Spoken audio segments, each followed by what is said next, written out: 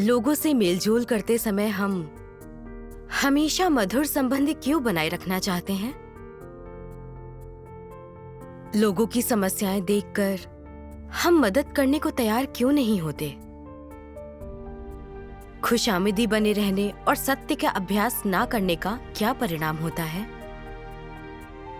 लोगों से मेलजोल का कौन सा तरीका सत्य के सिद्धांतों के अनुरूप होता है?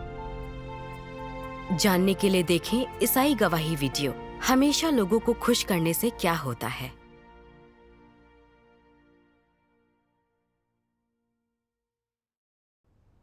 मैं कलीसिया में सुसमाचार का काम देखती हूँ। बहन वांडा और मैं मिलकर काम करते हैं।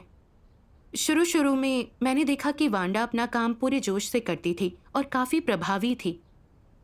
मुझे लगा कि वह दायित्व निभाने वाली एक जिम्मेदार इंसान है। लेकिन फिर धीरे धीरे वह अपने काम में निष्क्रिय होती चली गई। समस्याएं हल करना तो दूर, उसने उन पर ध्यान देना भी बंद कर दिया था।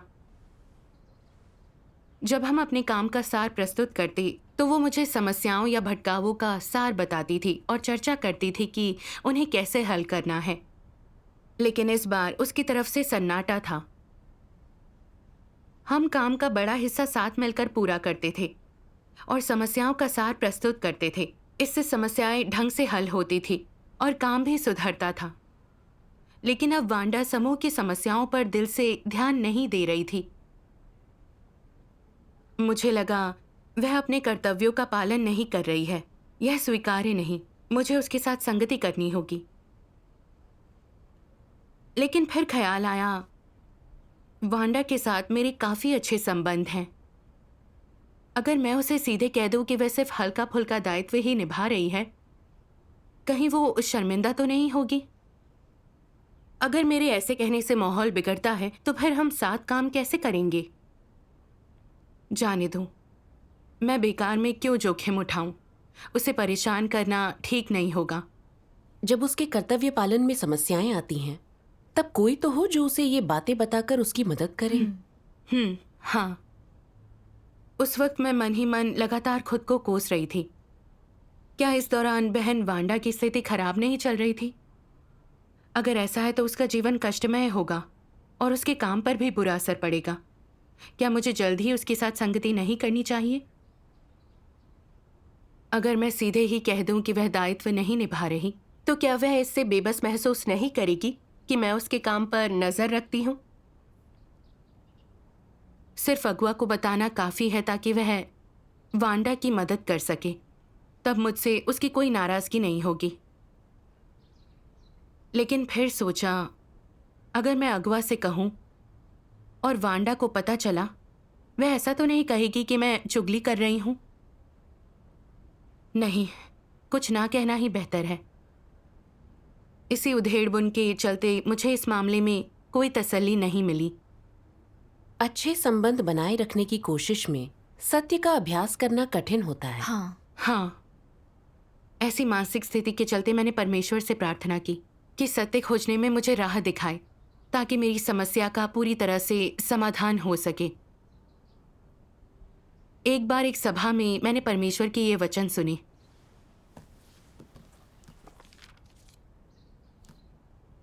समस्या देखकर उसे रोकते नहीं, उसके बारे में संगति करने या उसे सीमित करने की कोशिश नहीं करते, अपने वरिष्ठों को उसकी रिपोर्ट ना करके नेक व्यक्ति होने का नाटक करते हो, तो क्या यह विश्वासघात की निशानी है?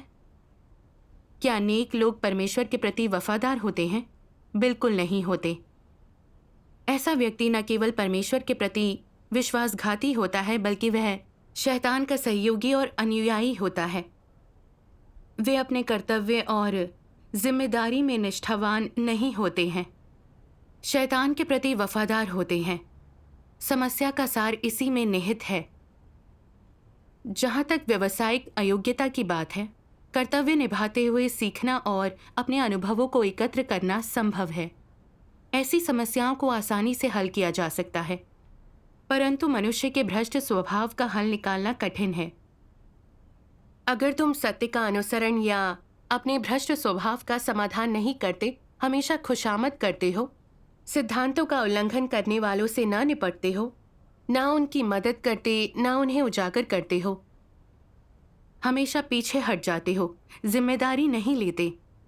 वैसे कर्तव्य निभाने से केवल कलीसिया के काम का नुकसान होगा। लोगों को परमेश्वर के वचन अनुसार आचरण और दूसरों से व्यवहार करना चाहिए। यह सबसे बुनियादी सिद्धांत है। लोग आचरण के सिद्धांत समझे बिना सत्य का अभ्यास कैसे कर सकते हैं? सत्य का अभ्यास करना खोखले शब्द बोलना नहीं है। जीवन में व्यक्ति का सामना चाहे किसी भी चीज से हो, यदि यह इंसानी आचरण के सिद्धांत, घटनाओं पर दृष्टिकोण या कर्तव्य निर्वहन के मामले से जुड़ा हो, तो उन्हें विकल्प चुनना होता है और उन्हें सत्य खोजना चाहिए। परमेश्वर के वचनों में आधार, सिद्धांत और अभ्यास का मार्ग खोजना चाहिए। इस तरह का अभ्यास करने वाले ही सत्य के मार्ग पर चलते हैं। कितनी भी बड़ी मुसीबतें आने पर इस तरह सत्य के मार्ग पर चल पाना, पतरस के मार्ग पर चलना और सत्य का अनुसरण करना है। उदाहरण के तौर पर लोगों से बातचीत करते समय किन सिद्धांतों का पालन करना चाहिए? तुम सोचते थे कि तुम्हें किसी को ठेस नहीं पहुंचानी चाहिए, बल्कि शांति बनाए रखनी और किसी की छवि नहीं बिगाड़नी चाहिए, ताकि भविष्य में सौहार्द रहे। इस दृष्टिकोण के दायरे में जब तुम कोई अपराध, गलती या सिद्धांतों का उल्लंघन होते देखते हो, तो तुम उस व्यक्ति के साथ इस मामले को उठाने के बजाय उसे सह लोगे। अपने दृष्टिकोण से सीमित होकर तुम किसी को ठेस नहीं पहुंचाना चाहते। तुम किसी के साथ भी जुड़ो, चूंकि तुम प्रतिष्ठा, भावनाओं या मेल मिलाप से जन्मी भावनाओं से बाधित हो। तुम उस व्यक्ति को खुश करने के लिए अच्छी बातें कहोगे। जहां तुम्हें कुछ चीजें असंतोषजनक लगती हैं, तुम उन्हें सह लेते हो। तुम अकेले में अपनी भड़ास निकाल लेते हो, उसकी आलोचना कर लेते हो। तुम उसके साथ संबंध खराब नहीं करते, रिश्ता बनाए रखते हो। ऐसे आचरण के बारे में तुम क्या सोचते हो? क्या ऐसा व्यक्ति जी हुजूरी करने वाला नहीं है? क्या यह धूर्त होना नहीं है? यह आचरण के सिद्धांतों का उल्लंघन है। तो क्या इस तरह से कार्य करना नीचता नहीं है? ऐसा करने वाले ना तो अच्छे लोग हैं और ना ही वो लोग नेक होते हैं। तुमने चाहे कितने भी कष्ट सहे हो, कोई भी कीमत चुकाई हो, यदि तुम्हारा आचरण सिद्धांतों से रहित है, तो तुम असफल हो गए हो। परमेश्वर के सामने तुम्हें कोई स्वीकृति नहीं मिलेगी और ना ही वह तुमसे प्रसन्न होगा। आमीन। आमीन। परमेश्वर के वचनों से मैंने जाना, मेरा दृष्टिकोण एकदम गुमराह करने वाला है कि लोगों से हमेशा मधुर संबंध बनाए रखने चाहिए। अगर मैं लोगों की गलतियां उजागर करती रहूंगी, तो इससे वे नाराज होंगे और हमारे संबंध को भी ठेस पहुंचेगी, जिससे काम करना मुश्किल हो जाएगा।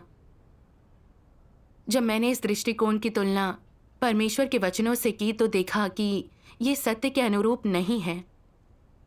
ऐसे लोग स्वार्थी, नीच, अस्थिर और धोखेबाज होते हैं। ऐसे लोग मधुर संबंध बनाए रखने के लिए समस्या होने पर चुप रहते हैं, बस चापलूसी और प्रशंसा करते रहते हैं। वे मेलजोल में निष्ठाहीन होते हैं और सच्ची मदद नहीं करते, बल्कि वे लोगों को नुकसान पहुंचाते हैं। परमेश्वर की दृष्टि में नीच होते हैं, वह उन्हें स्वीकार नहीं करता। हाँ। जैसा कि वांडा के साथ मेरा व्यवहार था, वो अपने काम का कोई दायित्व नहीं उठा रही और वास्तविक कार्य नहीं कर रही, लेकिन मैंने उसे उसकी समस्याएं नहीं बताई। मेरी बिल्कुल हिम्मत ही नहीं हुई। मुझे तो बस बहन के साथ मधुर संबंध बनाए रखने की फिक्र थी। मुझे लगता किसी की समस्याओं को उजागर करके उसकी भावनाओं को ठेस पहुंचेगी। इससे काम पर असर पड़ रहा था, फिर भी मैं सत्य का अभ्यास करने को तैयार नहीं थी। मैं दरअसल एक कपटी खुशामदी थी।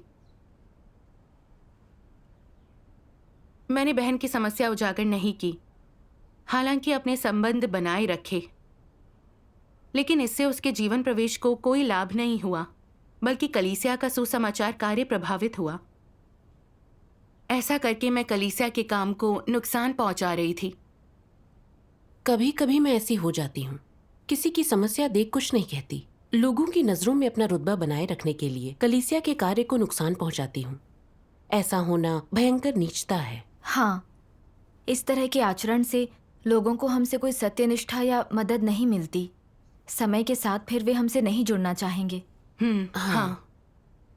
इसके बाद मैंने विचार किया कि लोगों के साथ मेलजोल के सिद्धांत क्या होने चाहिए।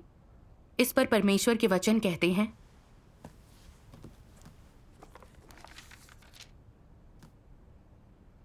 तुम्हें सत्य पर ध्यान केंद्रित करना चाहिए, तभी तुम जीवन में प्रवेश कर सकते हो। जीवन में प्रवेश करने के बाद ही तुम दूसरों का पोषण और अगुवाई कर सकते हो। अगर यह पता चले कि दूसरों के कार्य सत्य के विपरीत हैं, तो हमें प्रेम से सत्य के लिए प्रयास करने में उनकी मदद करनी चाहिए।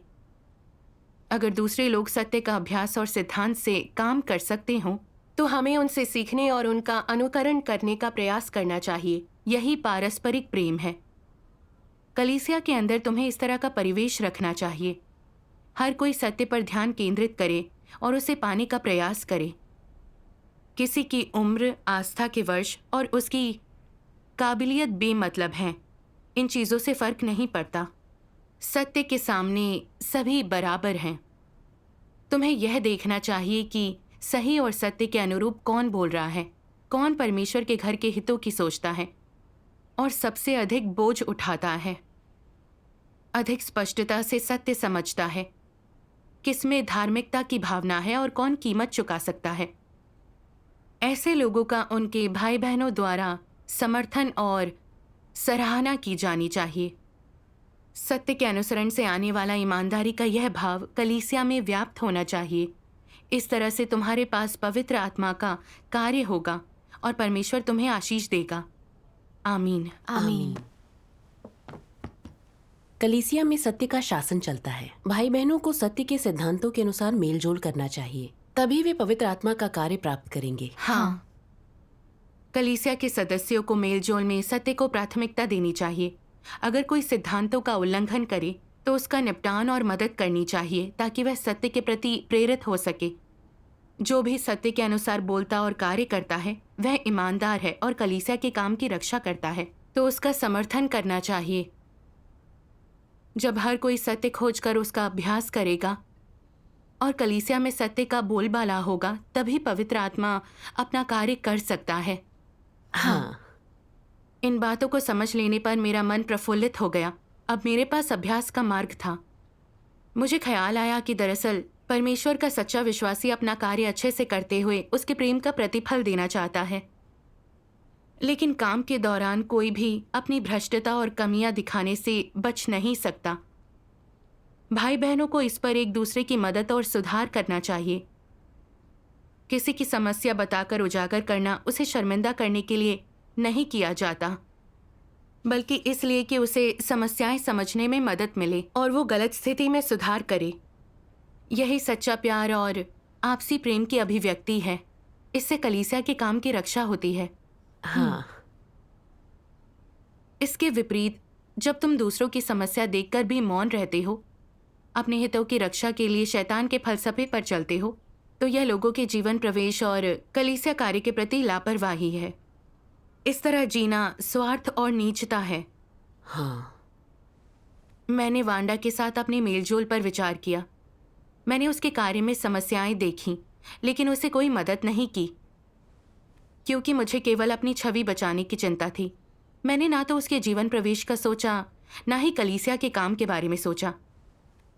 मैं स्वार्थी और नीच थी। मुझ में इंसानियत नहीं थी। मैंने खुद को फटकारा। मैं परमेश्वर के वचनों का पालन करने और बहन के साथ सत्य के सिद्धांतों के अनुसार व्यवहार करने को तैयार हो गई। मैंने वांडा के पास जाकर उससे खुलकर संगति की। एक एक कर उसकी सारी समस्याएं बताईं। वह परमेश्वर के वचनों का एक अंश पढ़कर भावुक हो गई और बोली कि हाल में उसकी स्थिति इतनी खराब थी कि प्रार्थना में कुछ कहने को नहीं था। यह सुनकर मैं चौंक गई और खुद को दोषी ठहराया। अगर मैंने उसे ये बात बताकर तुरंत उसकी मदद की होती तो वो अपनी गलत स्थिति में सुधार ले आती और उसके काम पर कोई बुरा असर ना पड़ता। मैंने देखा कि मैं सत्य का अभ्यास न करके और खुशामदी बनकर बहन के साथ अपने संबंधों को बचा रही थी, उसको नुकसान पहुंचा रही थी। मैंने परमेश्वर से प्रार्थना कर कहा कि लोगों के साथ मेलजोल में मैं सत्य पर अभ्यास करूंगी। अगर कोई समस्याएं दिखाई दी तो मैं उसके बारे में जरूर बताऊंगी। आमीन। तब से वांडा अपने कर्तव्य में अधिक सक्रिय हो गई। लेकिन कुछ समय बाद मैंने देखा कि वह अपने काम में सिद्धांतों का उल्लंघन करती है। अगर कोई बुरी मानवता वाला हो, सुसमाचार प्रचार के सिद्धांतों के विपरीत हो, तो भी वह उसके साथ सुसमाचार साझा करती है। मैं उलझन में पड़ गई। वह पहले से सुसमाचार का प्रचार कर रही थी। उसे सिद्धांतों के हर पहलू की बेहतर समझ होनी चाहिए। वह इतनी बड़ी गलती कैसे कर सकती थी? क्या उसकी स्थिति में कोई सुधार नहीं हुआ? शायद मुझे उसे चेताना चाहिए। पर फिर मैंने सोचा, मैं पहले भी उसकी मदद कर चुकी हूं। उसे बार बार सुधारना ठीक नहीं, इससे परेशानी होगी। अगर मैं उसे बार बार सुधारूंगी तो कहीं वह ऐसा न सोचे कि मैं अहंकारी इंसान हूं, हमेशा दूसरों की समस्याओं में मीन मेक निकालती हूं। इससे तो मेरी छवि खराब ही होगी। मुझे इसे छोड़ देना चाहिए। इस तरह मैंने देखा कि काम के दौरान वांडा की स्थिति और हालत ठीक नहीं है, लेकिन फिर भी मैंने आंखें मूंद ली और उसकी मदद नहीं की।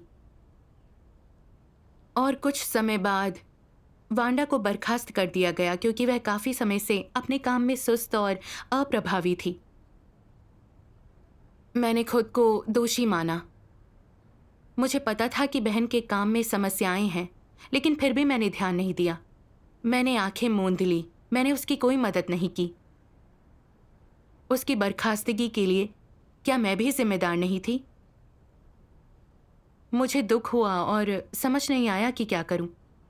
मैं लोगों की खुशामद करती हूं, मैं सत्य का अभ्यास क्यों नहीं कर पाती? इस समस्या की जड़ आखिर क्या थी? आत्मचिंतन करते हुए मैंने परमेश्वर के ये वचन पढ़े।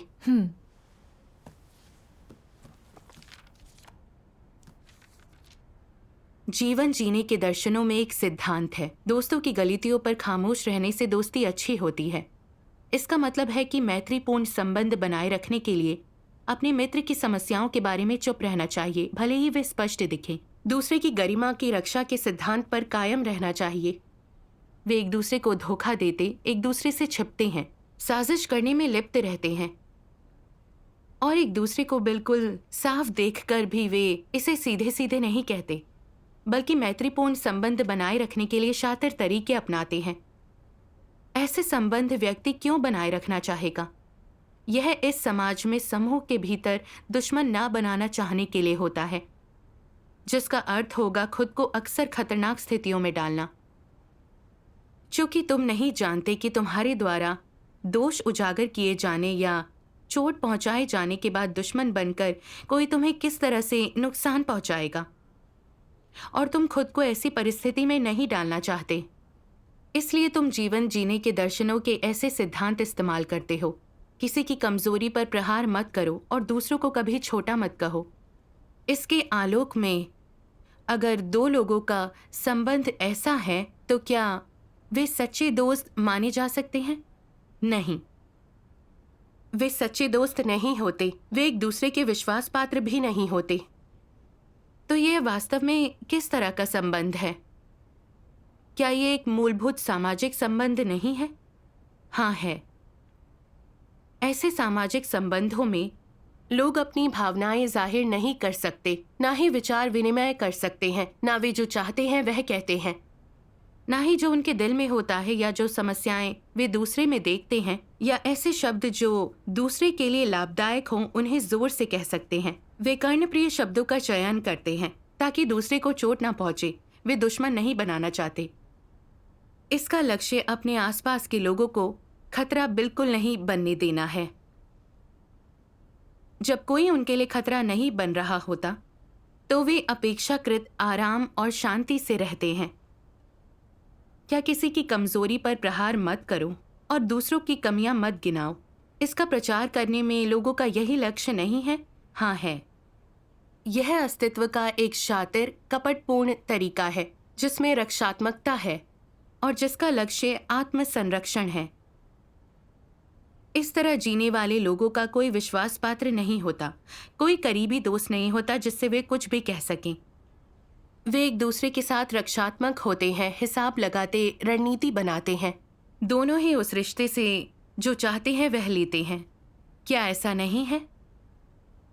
इसके मूल में किसी की कमजोरी पर प्रहार मत करो और दूसरों की कमियां मत गिनाओ का लक्ष्य दूसरों को ठेस पहुंचाकर दुश्मन बनाने से बचना है। किसी को चोट ना पहुंचाकर अपनी रक्षा करना है। यह खुद को चोट पहुंचने से बचाने के लिए अपनाई जाने वाली तकनीक और तरीका है।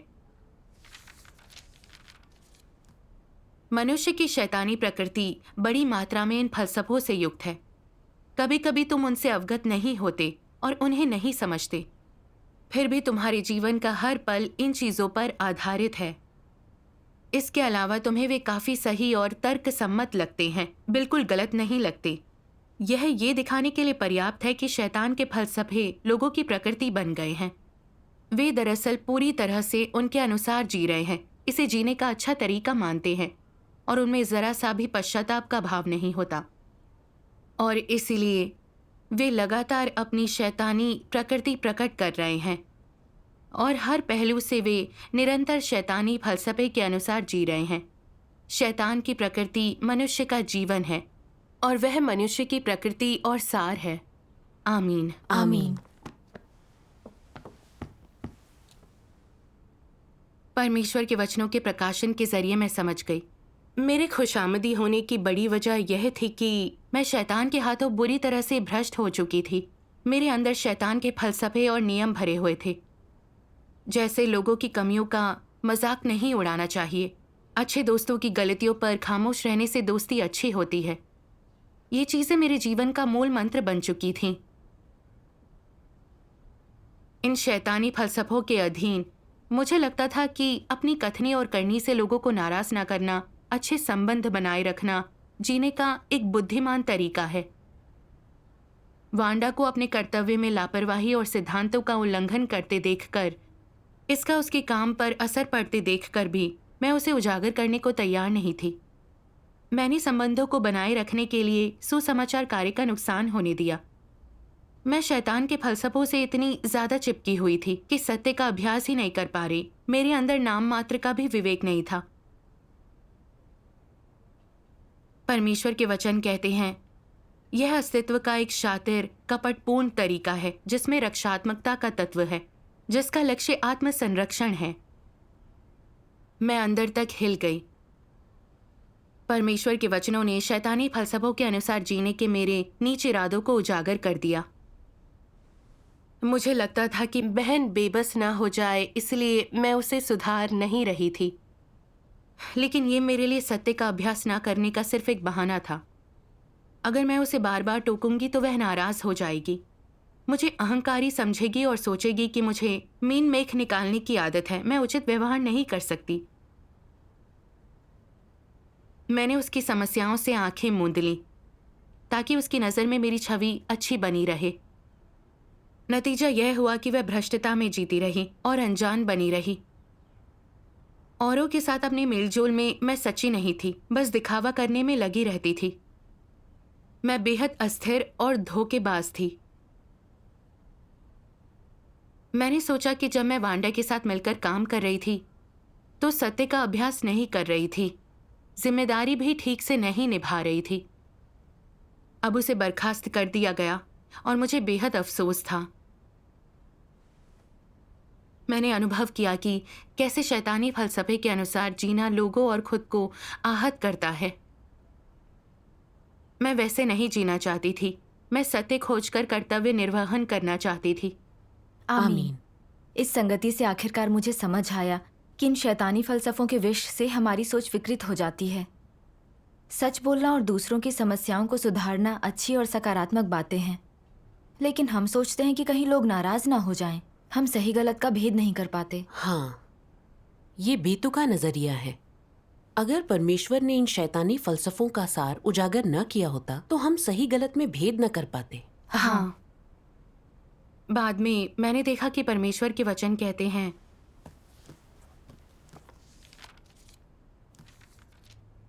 सटीक कहूं तो ईमानदार होना ऐसा व्यक्ति होना है जो सरल और खुला है, जो खुद को छिपाता नहीं, जो व्यक्ति झूठ या परोक्ष रूप से नहीं बोलता, जो सीधा व्यक्ति है, जिसमें न्याय की भावना है और जो ईमानदारी से बोलता है, यह पहली चीज है जिसे करने की जरूरत है।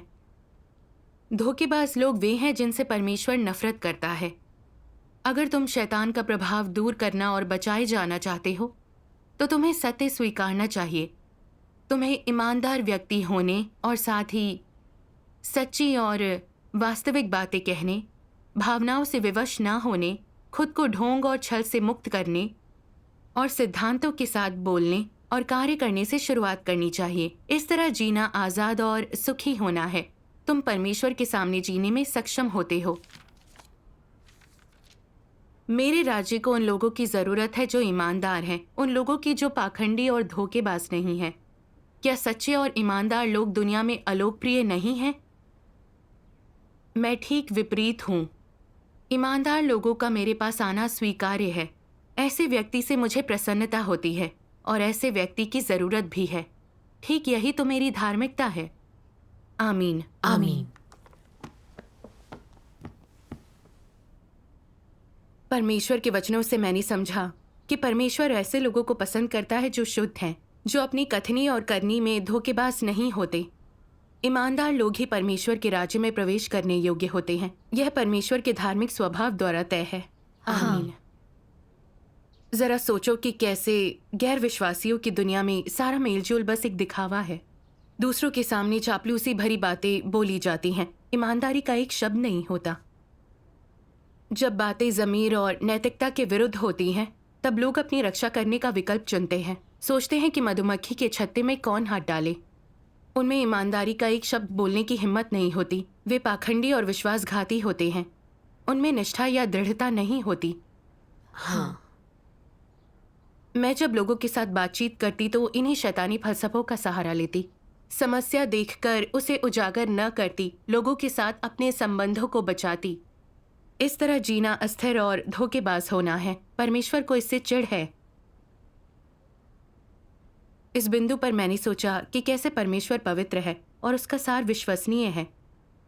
देहधारी परमेश्वर लोगों के साथ मेलजोल कर रहा है। वह सत्य व्यक्त कर रहा है और हर समय हर जगह लोगों को उजागर कर रहा है। यह सब वह परमेश्वर के बारे में उनकी धारणाओं के अनुसार कर रहा है। परमेश्वर के न्याय और उजागर करने वाले वचन सीधे हमारी भ्रष्टता के मूल और सार पर प्रहार कर रहे हैं। हालांकि उसके वचन कठोर और कटु हैं, लेकिन वे ऐसे इसलिए हैं ताकि हम स्वयं को जानें, पश्चाताप करें। परमेश्वर के वचन दृढ़ हैं और साथ ही उसके वचन स्पष्ट हैं। वे दिल से निकले वचन हैं। परमेश्वर का हृदय लोगों के प्रति बेहद ईमानदार और विश्वसनीय है। आमीन। अगर परमेश्वर ने हमें ये वचन न दिए होते, अगर शैतान के हाथों हमारी भयंकर भ्रष्टता की सच्चाई उजागर न की होती, तो हम खुद को कभी न जान पाते। फिर हम अपने आप को अच्छा मानकर अपनी ही कल्पनाओं में जी रहे होते। हमारा भ्रष्ट स्वभाव कभी न बदलता और हम कभी भी उद्धार प्राप्त न कर पाते। हाँ। परमेश्वर की आशा है कि हम उजागर करने वाले वचनों से अपनी भ्रष्टता की सच्चाई को पहचानें, उसके सामने पश्चाताप कर एक ईमानदार इंसान बनने का प्रयास कर सकते हैं। यह परमेश्वर का प्रेम है। हाँ। इन सब पर विचार कर मुझे बहुत प्रोत्साहन मिला। मैंने परमेश्वर की अपेक्षाओं को पूरा करते हुए एक शुद्ध और ईमानदार व्यक्ति बनने का संकल्प लिया। परमेश्वर का आमीन। धन्यवाद। एक बार बहन बेलिंडा हमारे साथ काम पर चर्चा कर रही थी। मुझे लगा उसने जो काम सौंपा है उसमें एक भटकाव है और मैं उसे बताना चाहती थी, लेकिन फिर सोचा यह बहन अगुआ है। अगर मैंने उसके काम में कोई चूक या भटकाव बताया तो क्या वह शर्मिंदा होगी? अगर उसे लगा कि मैं मुश्किलें खड़ी कर रही हूँ और बाद में उसने मुझसे बदला लिया तो? मैंने सोचा जाने दो, कुछ नहीं कहना चाहिए, गलतियां तो सबसे होती हैं। तब मुझे लगा कि मेरी खुशामदी प्रवृत्ति फिर से सिर उठा रही है। मैंने परमेश्वर से प्रार्थना की कि वह मेरा मार्गदर्शन करे। आमीन। बाद में मैंने परमेश्वर के ये वचन पढ़े।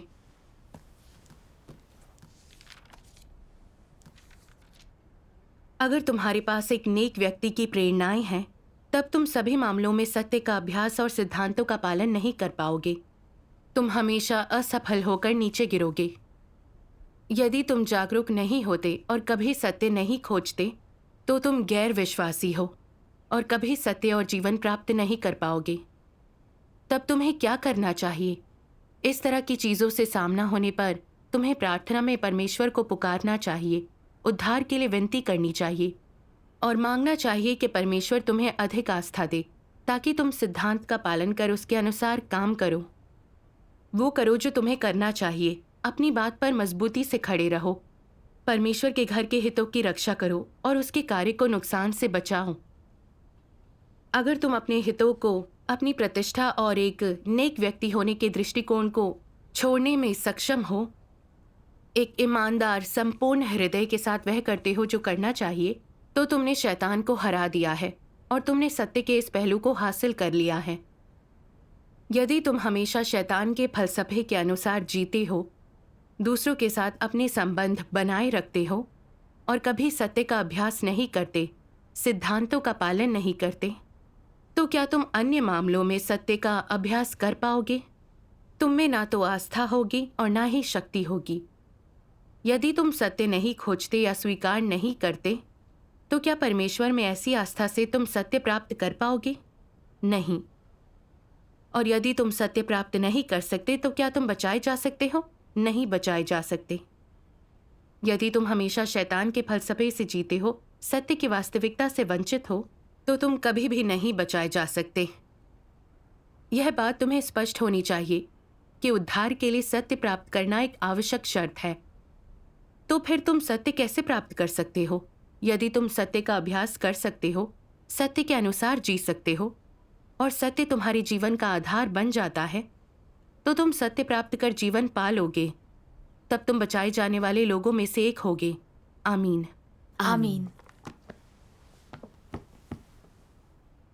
परमेश्वर के वचन पढ़कर मैंने जाना कि अगर लोग शैतानी फलसफों के सहारे जीते हुए लोगों की खुशामद करते रहेंगे, तो उन्हें कभी सत्य नहीं मिलेगा, कभी उनका उद्धार नहीं होगा। हाँ।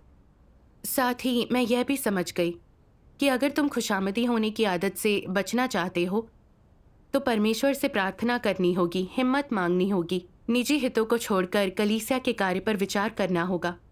इस तरह अभ्यास करने से तुम अपने भ्रष्ट स्वभाव की बाधाओं से छुटकारा पा सकते हो।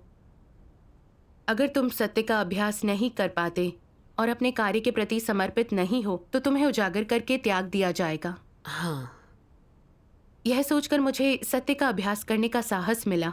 मैं खुशामदी बनकर नहीं रह सकती जिसमें ना विवेक हो और ना ही मानवता। मैंने अपनी अगुआ के आगे इस मुद्दे को उठाया। उसे बताने के बाद मुझे बड़ी राहत मिली।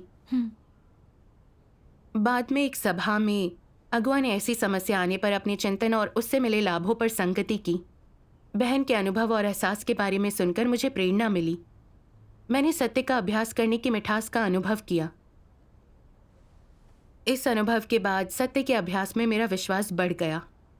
इसके बाद जब ऐसी स्थितियों का सामना करना पड़ा, मैं अभी भी लोगों से खुशामदी व्यवहार करने लगती थी, लेकिन पीड़ा और संघर्ष की अनुभूति पहले से कम होती गई। मैं खुद की इच्छाओं का त्याग कर सत्य का अभ्यास कर रही थी। इस प्रकार अभ्यास करने से मेरे मन को बहुत सुकून मिला। यह परिणाम परमेश्वर के वचनों की कृपा से मिला था। हाँ। परमेश्वर का धन्यवाद। परमेश्वर के वचनों और सत्य के सिद्धांतों के अनुसार जीने से ही तुम अच्छे इंसान बन सकते हो। हाँ। सही है। परमेश्वर का का धन्यवाद। धन्यवाद।